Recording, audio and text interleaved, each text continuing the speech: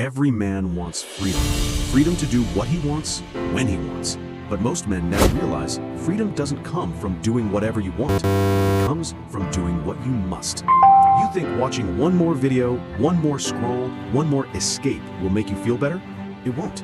It just numbs you. You've trained your mind to run from the pain instead of facing it. Discipline is the opposite of escape.